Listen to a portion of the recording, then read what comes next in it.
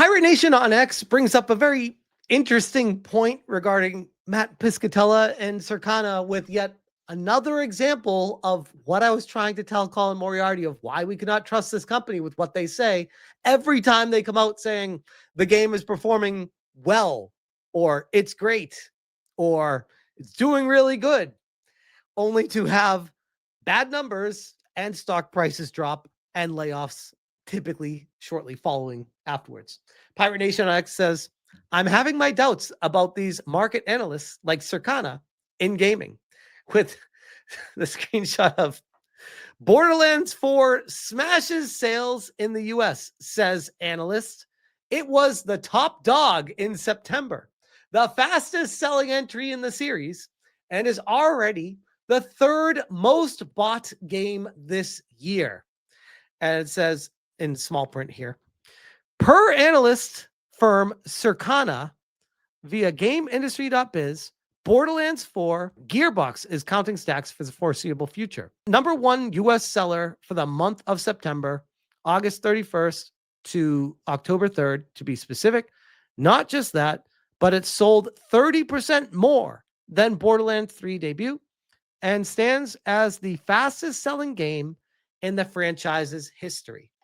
Which, again, sounds great when you say these words without following it up with the other yin to the yang, with the, well, it also costs way more than making the other games, or the other variables that come into play of there were no other games competing with it that month, or whatever other things. That's why they can say what they said, because they're not counting Nintendo's games. No other big games came out. They spent hundreds and hundreds of millions of dollars to produce this game. So of course, again, like I was trying to tell Colin, of course, games are going to place high on a list when they first launch. If we're talking about a $60+ million budget game or more, of course it's going to be high on the list. Like, what? What are we even saying? And this was followed up with the latest Borderlands 4 sales results were softer than expected, which is weird. In a recent interview, the CEO of Take-Two Interactive, Strauss Zelnick, confirmed that Borderlands 4 also failed to meet expectations, adding another layer of woe to the Take-Two story this year. So now we have the CEO of Take-Two stating on a conference call to the investors, this game failed to meet expectations. This game that Matt Piscatella said was the fastest selling game in franchise history. Again, I don't think Matt Piscatella is lying. I think they are warping the numbers that they have to make it sound like it's doing way better for whatever reason. I don't know. My job is not to find out the reason. My job, the way I look at it, is to say, that's sus. What he's saying, I don't believe him for these reasons. Whatever the reasons are, maybe it's because there are backroom deals to get the connections with the numbers to keep feeding them to them, or to have industry access, or whatever it is. I don't know. I don't know, nor do I care. It's probably one of the above, but I can't prove it. I'm just saying there's certainly a trend happening when we go look at, I don't know, the other ones. When I called this out, I said the internet never forgets. Despite lukewarm reception, Star Wars Outlaws is the third best-selling game of August 2024 per Circana. Ubisoft Star Wars Outlaws debuted in third place in August, while the top spot was taken by Madden, which, again, doesn't tell you how many copies sold. I don't know how many times I got to say this. Here's a fun one. Assassin's Creed Shadows has been the best-selling video game in the US for each of its first 3 weeks on the market, according to Circana's retail tracking service.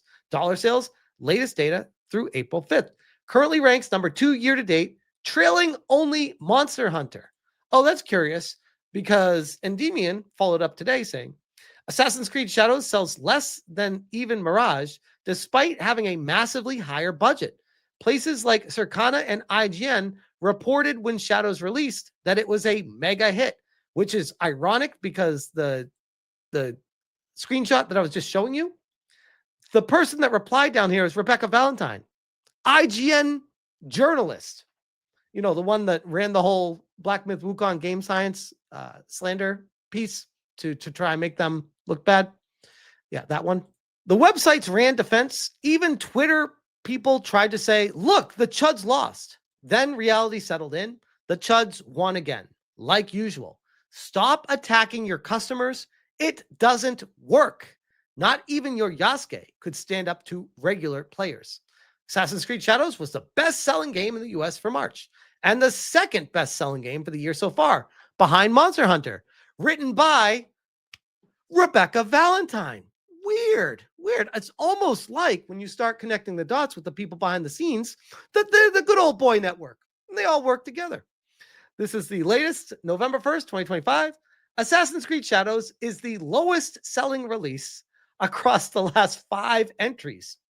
For comparison, Mirage outsold the release in just 3 months. And this is a game that is rumored to have a budget upwards of $350 or more million. I've heard estimates go past 500 million or more. But regardless of what the budget was, suffice it to say, it was massive, which means that it needs to sell an insane amount of copies to even break even. Back to Piscatella and Circana. Here we have them talking about Dragon Age the Veilguard. Were Dragon Age the Veilguard's PC volume included, it would have placed higher on the best titles chart, perhaps as high as 3rd overall, he said. Unfortunately, however, digital sales are included in these specific charts only at the discretion of the publisher. Just listen to how he talks, trying so hard to say the game's doing really well. Trust me, bro, if only these numbers were included, it would be the best game ever. Matt Piscatella, with 1 week in the market, the US sales performance of Ghost of Yotei was basically flat with that of Ghost of Tsushima. It did great. Define great, bro, because if it's not outselling its predecessor by a large amount, that's not great. In fact, I'd argue it's selling less than its predecessor. That should tell Sony all they need to know about how this game is a massive flop. Massive flop. This is the article from WCCF Tech. Take-Two boss says Borderlands 4 sales were softer than expected. Points to a poor PC release. On one hand, Borderlands 4 had a strong launch. It's open hours. It had the biggest launch for the entire Borderlands series on PC, with over 100,000 concurrent players on Steam, eventually hitting over 300,000 on its opening weekend. It hit 2 million units sold in its opening week, and for September 2025, it topped sales charts in the US, becoming one of the best-selling games in the United States 2025 so far. That said, according to Take-Two Interactive boss Strauss Zelnick, sales were softer than expected. This goes to a great point too. Take-Two is making Grand Theft Auto 6 via Rockstar, and they're the parent company of that. Allegedly, rumors are saying they've spent upwards of between $1 to $2 billion on Grand Theft Auto 6. How many copies of the game need to sell, and online subscription payments, online Grand Theft Auto online payments, residual income and revenue from that? How long is it going to take to make that money back? I've seen analysts claim that they plan on, based off of the projections, that they will make the budget back in the first 3 days of sales. Maybe, but I don't know. Just doing some numbers and looking at how much money they're putting into making this game, even if it's the most guaranteed thing of a hit, it's still pretty risky to be putting $2 billion into any one thing. Like that's the definition of putting all your eggs into one basket. And damn it, you better make your money back instantly on it, because yikes, could you imagine if it has a slower start than anticipated?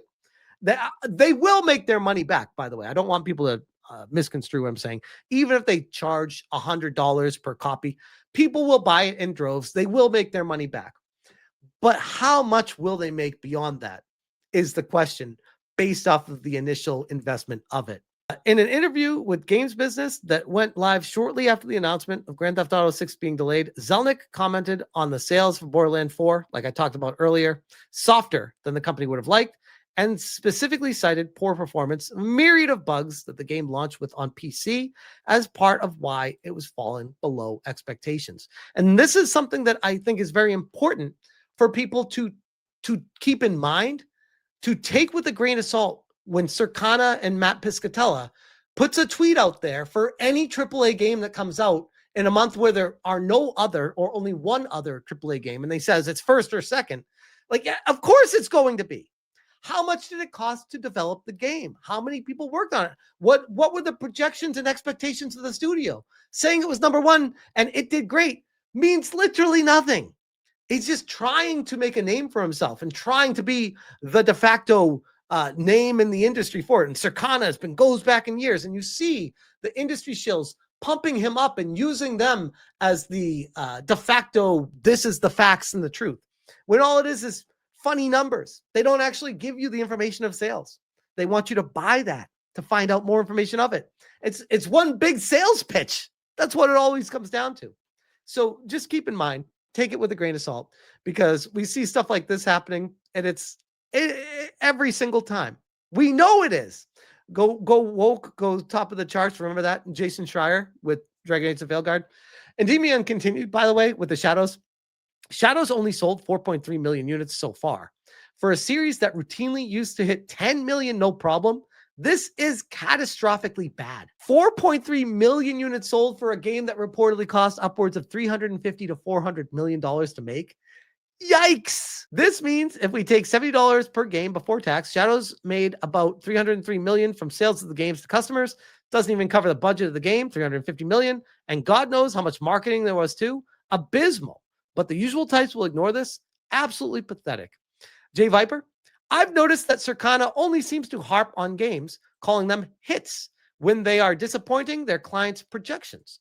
These games do well on the chart, but undersell their desired result. Banger. I do find it amusing that people will defend Circana as if it's this lone entity that isn't also a mouthpiece for large companies paying them six figures. These are their clients. Of course they do this for them, or we wouldn't get ridiculous statements from Matt Piscatella insisting that Outlaws and Veilguard are having a strong showing. And Demian says, Circana needs to hype things up so these companies stay subscribed to them. So they'll run damage control to make the public images of these companies seem better than they are. But eventually, no matter how much money is exchanged, the truth slips out either way. Anyone who said Shadows was a success is lying. But like usual, they will ignore this because it goes against their narrative. And Jay finished it saying, exactly. Why people want to gloss over the fact that Circana is paid by these companies, they are Circana's clients, defeats their argument right out of the gate. It's like they forgot how corporations work. Now, that is wild if true. I did not know that. I'll have to do some research on that. I don't know if you can even prove that these companies are paying Circana. But damn, if that's the case, whoa, well, that changes things. But yeah, that is why I would say be careful with who you trust, because you end up seeing massive failures down the road every single time, it seems, across the board.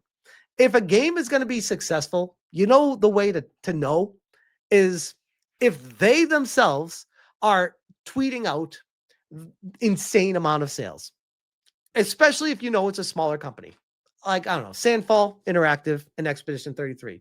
When they say they sold 3 million copies of the game already, that was like, well, yeah, that is a roaring success. Roaring.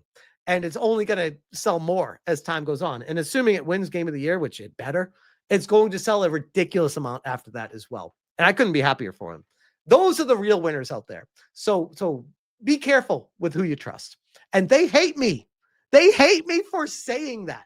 Listen to how they talk about me for daring to call that out, for daring to say this is the truth. It makes you wonder what their true intentions really are. But I'll leave that there.